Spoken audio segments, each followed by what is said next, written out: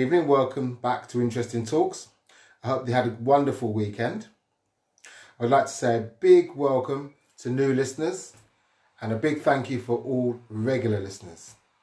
As this year is fast coming to a close, I'm going to touch on a subject that came up recently, and that's the fear of being happy.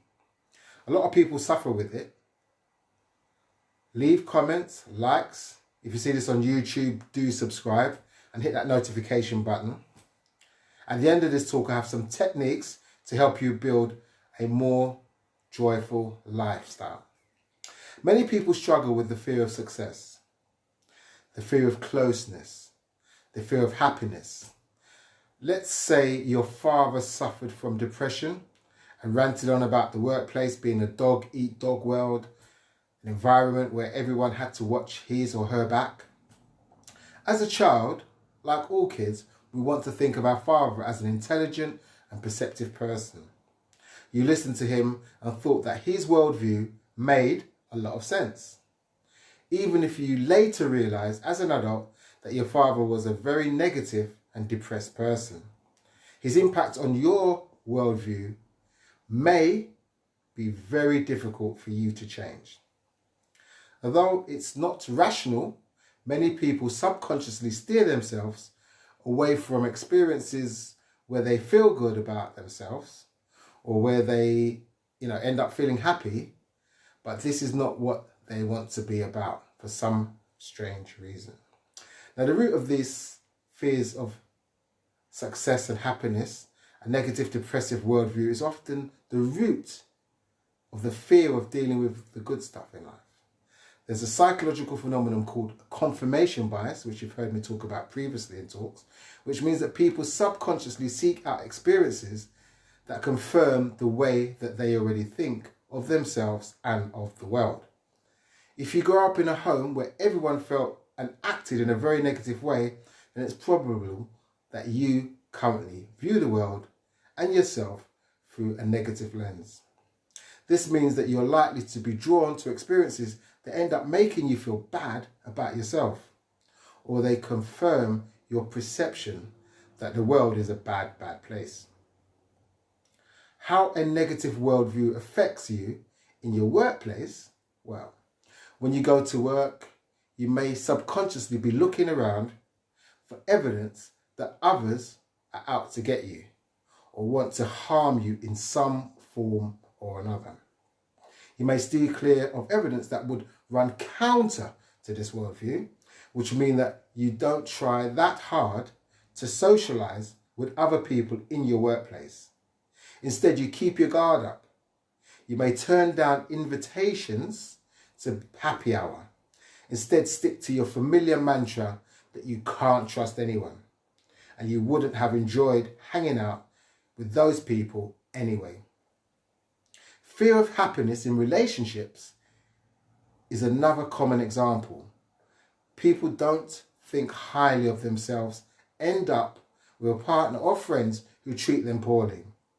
If you think that you aren't deserving of respect or love, then you subconsciously are attracted to people who act disrespectfully and unkind towards you. When people with low self-esteem meet potential partners who treat them well, they often say they're not attracted to these people for some reason or another. In actuality, the reason for the lack of attraction may be the fear of finally feeling happy, finally letting your guard down, only to be blindsided by rejection or failure. Unhappiness has a vicious cycle. If you're used to feeling bad about yourself, there isn't much that can be done about it in easy terms of getting through unfulfilling situations. Taking a risk or aiming higher may feel like it's too intimidating. It could lead to potential disappointment. This is why so many people self-sabotage their chances of romantic, career or social success. It is more familiar to lurk in the outskirts of life than taking a running jump and to be in the middle of a potentially dramatically successful life. How do we break this cycle? If you struggle with fear of success or fear of happiness, a good therapist often can help you understand why you keep getting in your own way. Often when you work on your own self-esteem and you are better able to respect and love yourself, opportunities for happiness and success will seem to almost magically arise. In fact, this isn't magic, but just the same opportunities that arise for everyone that have been there all along, but that you are now seeing for yourself for the first time, but previously you refused to act on them. Here are some self-help techniques to help build more joy into your life. Now look for the daily moments of joy to build on. Petting a dog, watching the sunrise, noticing a flower or a tree, eating a delicious meal, connecting with a friend or a stranger, listening to a favourite song, or laughing during a funny moment in a book or television show or a movie. If you look for these micro moments of joy, you will find them. When you do, acknowledge them as a moment of pleasure. Don't put pressure on yourself to hold on to joy. Don't worry about joy's fleeting nature. Don't beat yourself up by not feeling joy all the time. Just let the moments be as they are. Focus on how this moment feels. Below the neck. Notice the sensations that arise in your body. I routinely ask clients in therapy sessions when someone shares a happy story, what emotion goes with that story? You're telling me. When they report feelings of joy, happiness, then I ask them, what in your body lets you know that you're experiencing joy?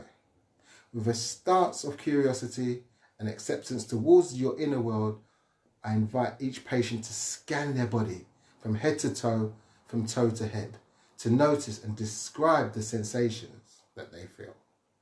Try doing that yourself. I hope that you found this talk useful, informative, and there are some takeaways that you can apply to your daily lives. Do share with others, leave comments, as we all can learn from each other. I will reply to your comments. Until 2 weeks' time, take care, stay safe, bye for now.